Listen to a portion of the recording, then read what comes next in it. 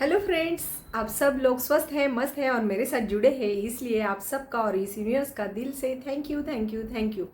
आज मैं बात करने वाली हूँ आपके साथ हो ओ पोनो पोनो इस टेक्निक के ऊपर। लेकिन पहले ये टेक्निक है क्या, इसे किसने इंट्रोड्यूस किया, इसका कैसे इस्तेमाल करते हैं, ये मैं आपके साथ शेयर करूँगी।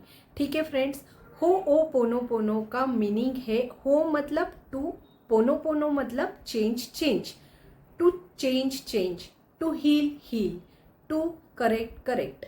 इस तरह से इस टेक्निक का यूज होता है। इसमें 4 फ्रेजेस का यूज होता है। पहली फ्रेज रहती है आई एम सॉरी, देन उसके बाद प्लीज फॉरगिव मी, देन उसके बाद thank you and I love you.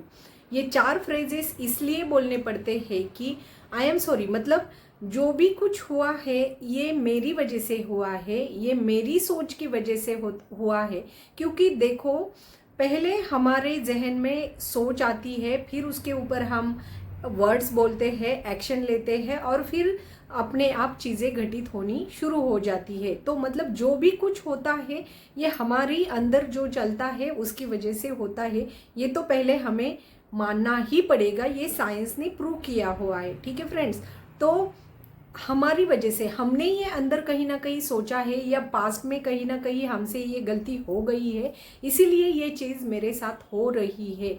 इसकी 100% जिम्मेदारी खुद के ऊपर लेनी पड़ती है इस टेक्निक में। ठीक है फ्रेंड्स। सॉरी।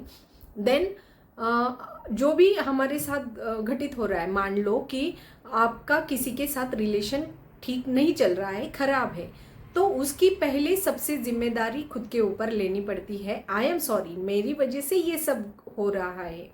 देन उसके बाद इसको, ये मेरी से गलती हो गई है, इसीलिए प्लीज़ फॉरगिव मी, मुझे माफ़ कर दो।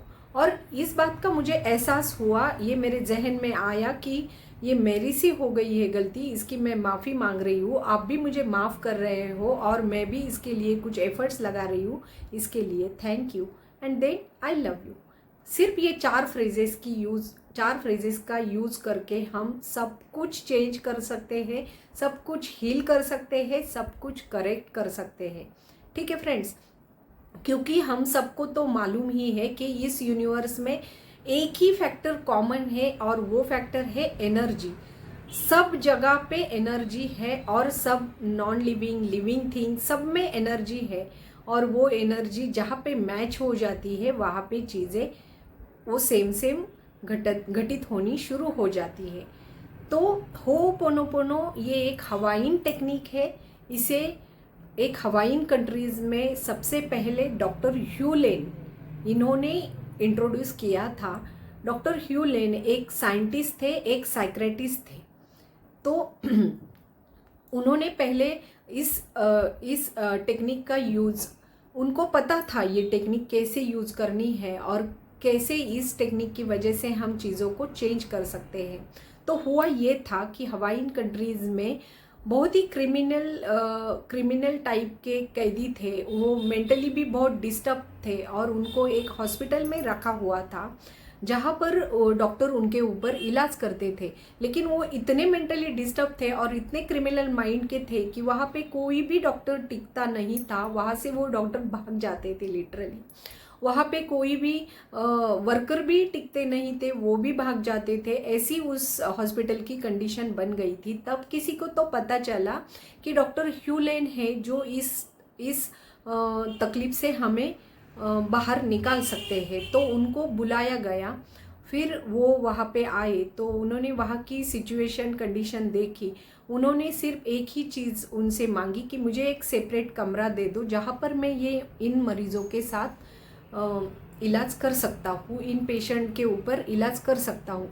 तो उनको वैसी एक स्पेशल रूम दी गई जहाँ पर डॉक्टर दिन भर रात भर बैठते, एक एक क्रिमिनल माइंड के और क्रिमिनल पेशेंट की फाइल पढ़ते, उसकी हिस्ट्री पढ़ते, उसने क्या किया है। मतलब कोई तो रेपिस्ट थे, कोई मर्डर किया हुआ था, किसी ने डाका डाला हुआ था, इस टाइप के वो पेशेंट थे, मेंटली भी बहुत डिस्टर्ब थे। तो वो उन्होंने क्या किया कि वो हर एक मरीज की फाइल पढ़ते, उसकी हिस्ट्री पढ़ते, और वो पढ़ते पढ़ते जब उनके दिमाग में उसको पढ़ने के बाद जो भी इमोशंस क्रिएट होते, मतलब सोचो कि अगर किसी ने रेप किया है, किसी ने मर्डर किया है, ये सोच के हमारे अंदर इमोशंस क्रिएट होते हैं, हमें सैड लगता है, एंगर आता है, फ्रस्ट्रेट हो जाते हैं, ये ऐसी इमोशंस हमारे अंदर आ जाती है। तो डॉक्टर ह्यूलेन ने क्या किया कि वो फाइल पढ़ने के बाद उनके जहन में जो भी इमोशंस आता, उन इमोशंस को उन्होंने चेंज किया इन फ्रेजेस की द्वारा। ठीक है, तो ऐसे वो 6 से 7 महीना करते रहे, और 8 महीने के अंदर अंदर पूरे पेशेंट्स, पूरे क्रिमिनल जो माइंड के जो वो कैदी थे, वो पूरे अच्छे से ठीक हो गए, और उनको घर भेजना पड़ा और हॉस्पिटल बंद करना पड़ा।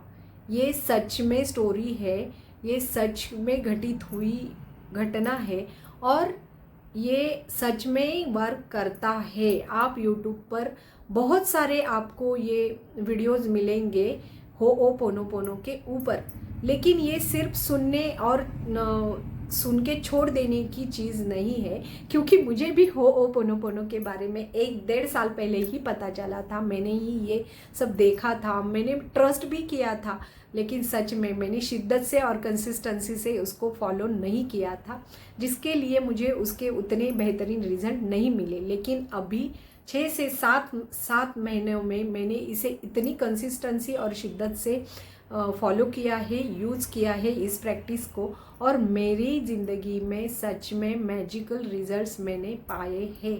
तो मैंने सोचा क्यों ना मैं ये आपके साथ शेयर करूं, इसीलिए मैंने ये वीडियो बनाया है। आपको ये अगर मेरा टॉपिक अच्छा लगा होगा तो कमेंट्स में ज़रूर बताना। ठीक है फ्रेंड्स, फिर मिलेंगे और एक नए इंटरेस्टिंग वीडियो के साथ। तब तक के लिए बाय बाय, लव यू।